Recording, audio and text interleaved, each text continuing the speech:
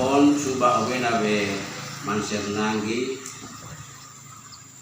ya fungsiowi asu masa majau suba dengan memanjatkan syukur bagi Tuhan. Saya Manfung Kawasa Biak kain-kain Karkarabiak bersama Mankara Beba Sekretaris Jenderal kain-kain Karkarabiak pada hari ini, hari Kamis tanggal 8 April tahun 2021, secara umum menyampaikan hasil pleno khusus kain-kain Karkarabiak terkait dengan polemik satelit, rencana peluncuran satelit di Kabupaten Biak, Papua. Pleno yang dipimpin oleh saya sendiri selaku Manfung Kawasa Biak pada tanggal 7 setelah mendengar dan melakukan ritual adat oleh keret pemilik tanah yang selanjutnya dibawa ke dalam pleno khusus kain-kain Karkarabiak dengan mendengar aspirasi dari semua masyarakat, terutama masyarakat di wilayah adat Warnapa dan terkait dengan pihak-pihak lain yang menyampaikan tentang rencana satelit. Atas nama para Mananwir dan Kawasa Biak dan seluruh tanah Pulau Biak, keputusan sidang pleno kain-kain Karkarabiak sebagai berikut. Sidang pleno khusus pertama kain-kain Karkarabiak tahun 2021 ini dilakukan untuk menjawab situasi sosial, politik, budaya masyarakat adat Biak yang terjadi saat ini tentang rencana pembangunan bandar antariksa di wilayah adat Biak, khususnya di tanah adat Warbon di Warnapa. Poin-poin yang diputuskan adalah sebagai berikut. Pertama, pihak tertentu atau oknum tertentu yang mengatasnamakan Mananwir dari kain-kain Karkarabiak Warnapa dan kain-kain Karkarabiak yang menyatakan mendukung rencana pengembangan bandara antariksa untuk peluncuran satelit tidak sah dan tidak mewakili masyarakat adat secara keseluruhan di Warnapa dan masyarakat pemilik tanah adat di lokasi tersebut.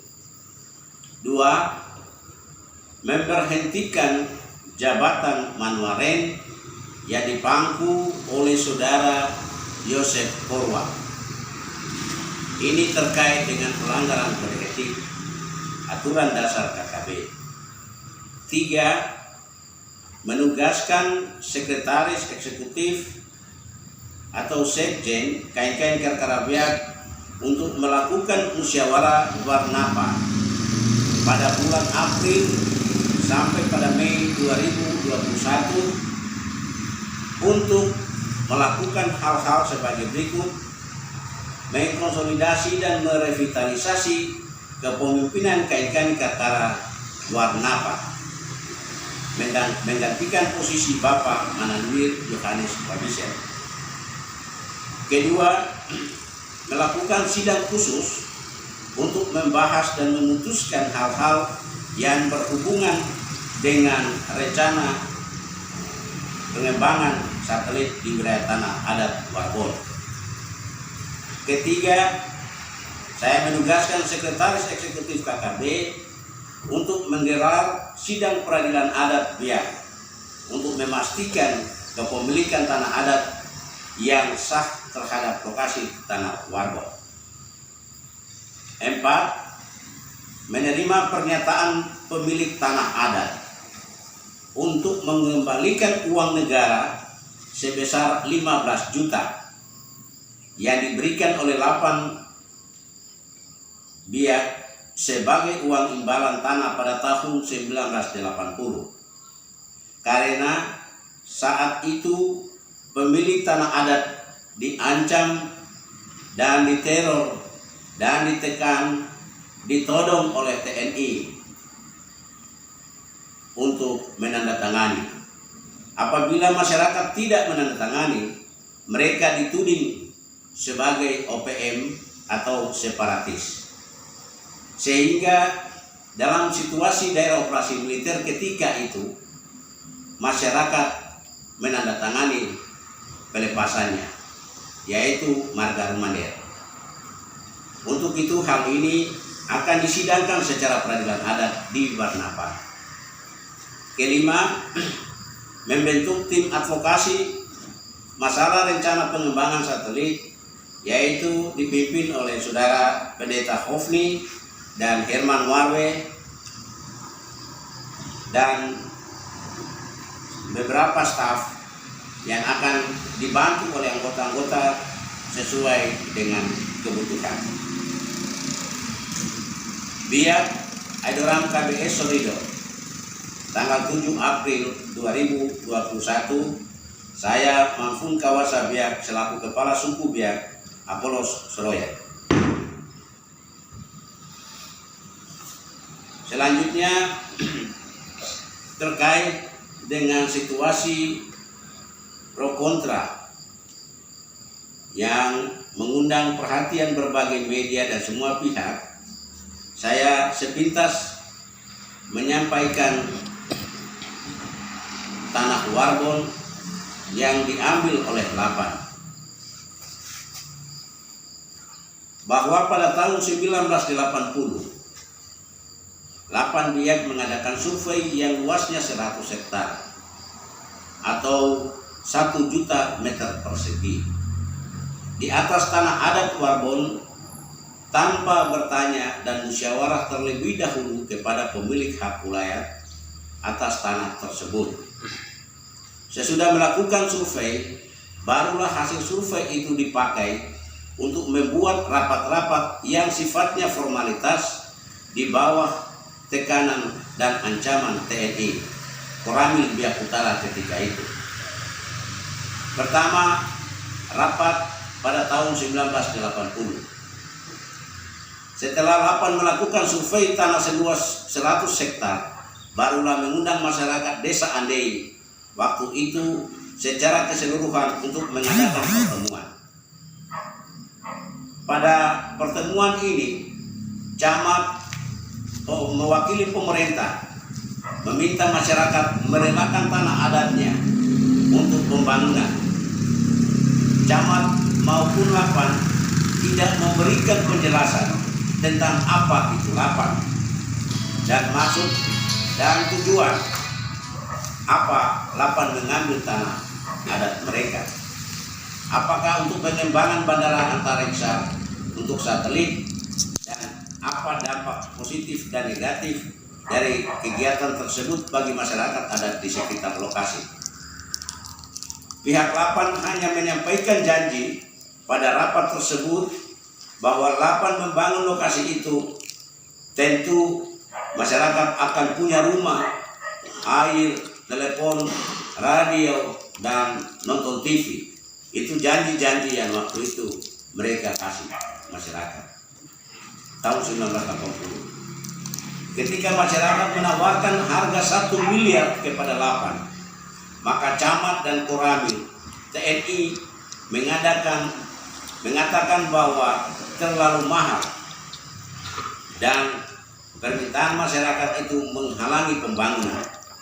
Ketika masyarakat mencoba menolaknya, maka salah satu anggota TNI Koramil Biak Utara, Sersan Komsi almarhum, mengancam dan menuduh bahwa itu menghalangi pembangunan.